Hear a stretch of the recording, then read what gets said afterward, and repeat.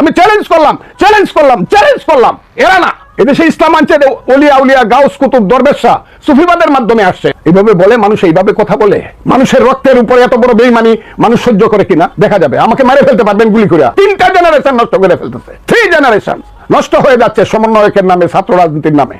যারা ঢিলা ইট দিয়া শিল্পকলার ভিতরে সবার মাথায় টুপি আছে, তাদের মুখে কি স্লোগানটা নাই বা বললাম। এরা কিসের ইসলাম? এরা ইসলাম হলে দেশে ইসলাম থাকবে না। আবার আমারে কই না যে আওয়ামী লীগের দালালি করতেছে। এর আমি শেখ হাসিনার বিরুদ্ধে যে ফাইট করছি একা 50%, আর যারা আমারে বকেন তারা 600 মিলে 500 মিললেও আমার 25% হবেন না।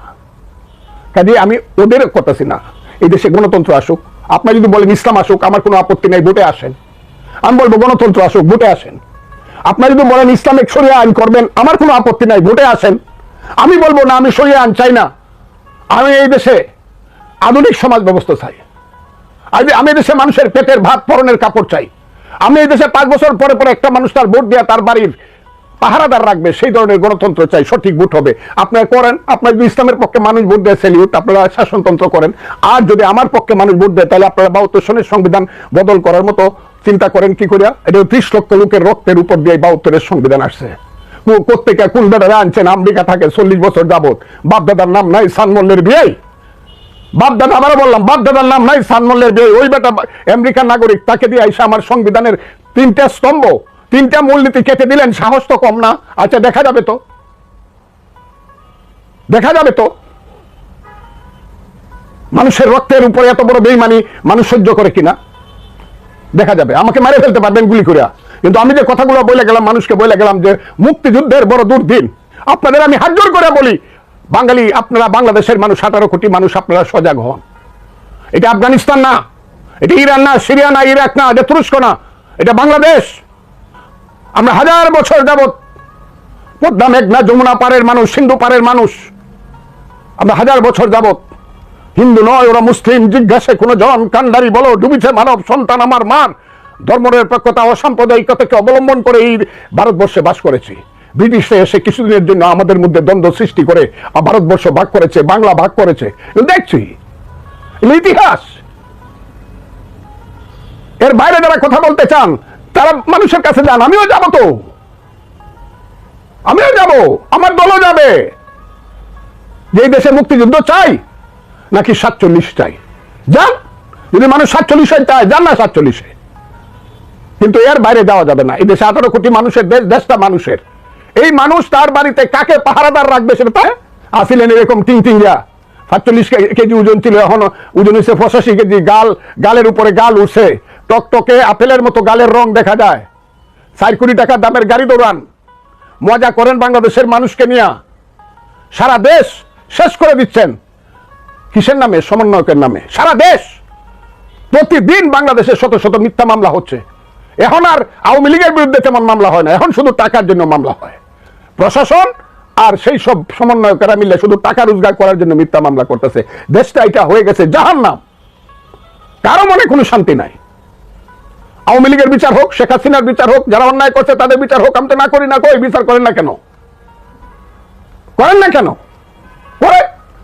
কিন্তু সবার নামে বাপ দাদা 14 গোষ্ঠী মরে গেছে, তারও আসামি করবেন। বিএনপি করে 15 বছর 20 বছর 30 বছর, তাকেও আসামি করতেছেন। মেয়র ছিল, সেও আসামি, বিএনপির মেয়র। এইরকম হচ্ছে দেশে পরস্পরের বিরুদ্ধে। এই যে কালকে দেখলাম আইনমন্ত্রী, হায় রে জনাব আসিফ নজরুল, হায় রে জনাব আসিফ নজরুল, এই দিন না আরো দিন আছে। কি উত্তর দিবেন জানেন? আপনি দেখলাম কালকে বলছেন যে মিথ্যা কেস যত হয়েছে সব কেসগুলা ব্যাপারে আমরা খোঁজখবর নিব, হইলে পরে সব উইথড্র হবে। করেন না কেন? দেশ তো শেষ হয়ে যাচ্ছে শুধু মিথ্যা কেসের জ্বালা, মিথ্যা মামলার জ্বালা শেষ হয়ে যাচ্ছে। আর ছোট ছোট বাচ্চা বাপ দাদার নাম নাই, কেউ চিনে না। রাস্তার ছেলে হয়তো বা পকেট মার ছিল একটা রেলওয়ে স্টেশনের, সে আইসা এই সমন্বয় হয়ে কেস দিয়ে দিতেছে। আমি চ্যালেঞ্জ করলাম, আমি নাম কইমু যে কারা কারা এই করতো, রাস্তার ছেলে কারা কারা ছিল। এরা কোনোদিনই কোনো দল করে নাই। এখন আইসা সমন্বয়কের তো কোনো লোক নাই। তারা যায় একটা জায়গাতে জেলায় গিয়ে দেখে ছেলে পেলেরা আছে, তুই কি আমারে বানান সমন্বয়ক? আমি এই তো সমন্বয়ক। এ কি, এটা তো কুজল হয় না। সব জায়গাতে মিথ্যা কেস হচ্ছে। আমি তাই বলছি, এই দেশটা তো জাহান্নাম হয়ে গেছে। এখান থেকে তো উত্তরণ দরকার, মুক্তি পাওয়া দরকার। এবং মুক্তির জন্য সমস্ত ভালো মানুষ, সৎ মানুষ, সাহসী মানুষ, মুক্তিযুদ্ধের সপক্ষের মানুষ সব এক হওয়া দরকার। সে ইসলাম বেশি 5 ওয়াক্ত নামাজ পড়ে নাকি পড়ে না, সে আল্লাহ বিশ্বাস করে কি করে না, সেটা বড় কথা না। বড় কথা হলো আল্লাহ সবাই যার যার ধর্মে বিশ্বাস করবে। বাস্তবে আসলে দেখতে হবে আমার চাউলের দাম কত, এইটা নিয়ে একমত কিনা, আমার ডাইলের দাম কত, আমার বাজারের জিনিসপত্রের দাম কত, এইটা নিয়ে একমত কিনা, আমার আইন শৃঙ্খলা পরিস্থিতি ভালো মানুষ সুখে থাকবে, খারাপ মানুষ জেলখানায় থাকবে, এই ব্যাপারে আমরা একমত কিনা। আমরা এই ব্যাপারে একমত কিনা যে আমার সন্তানের হাতে গরিব নাই ধনী নাই বই থাকবে, আমার ছেলে যে ইউনিভার্সিটি পড়ে সে রিসার্চে যাবে, সারা পৃথিবীর সাথে আমার ইউনিভার্সিটি সারা পৃথিবীর ইউনিভার্সিটির সাথে কন্টেস্ট করবে, আমার ছেলে সারা পৃথিবীর সাথে পিএইচডি পরীক্ষায় ওই আমেরিকার একটা ছেলের সাথে কন্টেস্ট, এই ব্যাপারে একমত কিনা, এটা চাই কিনা।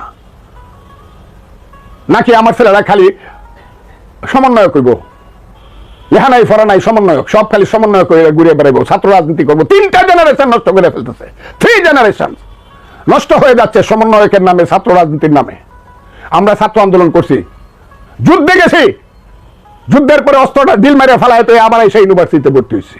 ওই আমরা তো বলি না আমাদেরকে একটু ক্ষমতা দাও। আপনারা এরকম হলেন কেন, এত লুবি হইলেন কেন,